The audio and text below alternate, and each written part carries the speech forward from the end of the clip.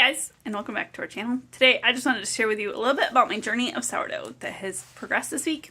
Okay, so last January I watched a whole video series about making sourdough starter from scratch and all that, and I really wanted to do it, but I just didn't have the stuff to do it. And then COVID hit and I didn't really want to waste the money on buying flour, especially if it flopped, and just didn't ever do it. And then a couple months ago I asked around on a Facebook group if anybody local had a starter that they would be willing to share with me, that I could just take somebody's already made starter and make my own bread. Well, I didn't find anybody then. But the other day, a friend of mine texted me saying she had starter and she was going to share with me. So I went and got some, and I was pretty excited about it, you know. Here it was, already ready to made. It started bubbling up really good that afternoon after I had fed it, and I was pretty excited about it.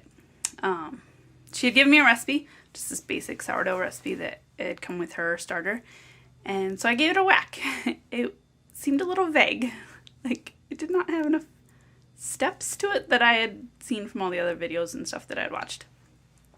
But I followed it as best as I could, and it didn't really turn out. It kind of looks like a giant hockey puck.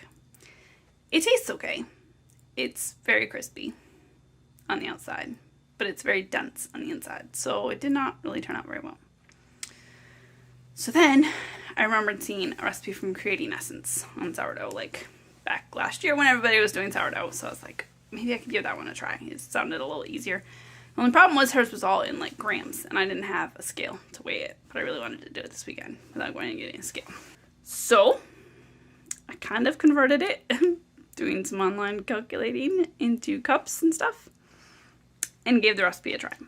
So I don't know that I had it quite right all along. Like at first I thought my dough was thick enough, not too sticky, but after that first step I kind of realized that I think it was a little too wet. So I don't know if it actually turned out yet. I baked it, it just came out of the oven a little bit ago, and so I need to wait for it to cool before I can try it. But it looks good. Here's what it looks like. Resting under this towel to soften the crust a little bit. But doesn't that look so good, guys? I'm so excited that this looks like it actually turned out okay. I'm so excited. Like, if this worked, this recipe was not very hard to figure out. And it was very detailed in like, this is what it should feel like, this is what it should look like, this is the steps you need to do, this is why you do it, kind of that sort of thing. So I appreciated that a lot. So in a little bit I'll give it a taste test and let you guys know what it thinks. The other one I didn't even want to like show you my taste test of it because it looked so bad. This is what it looked like on the inside. I don't know if that's good or bad or not, but like the top just kind of looked like this pasty, doughy nastiness. It's crisped up a lot now, but it was not very amazing to begin with. Also, in this journey, last night when I was making this bread, I thought I had enough starter to make what I needed and still have some left to start more starter. The recipe originally called for like a cup-ish of starter, and I thought I had half a cup to make half a batch, which would make 1 loaf. So as I'm measuring it out, I get to half a cup, and then I realized, oh hey, I scooped basically my whole jar into my measuring cup. Like, there was literally like a couple tablespoons left, maybe 3 tablespoons. Like by the time I scraped the jar with a spatula, there was like 3 tablespoons left to feed, which is not exactly how much you're supposed to leave left, I don't think. So like I fed it and I was like, oh no, did I just like kill my starter? So I was like thinking, can I resurrect my discard jar that's in my fridge? Like, will that work?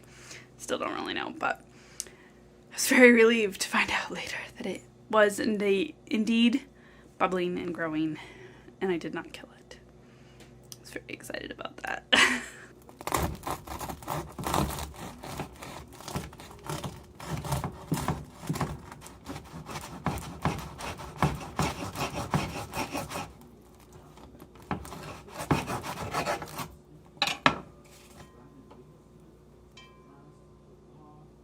This looks way better.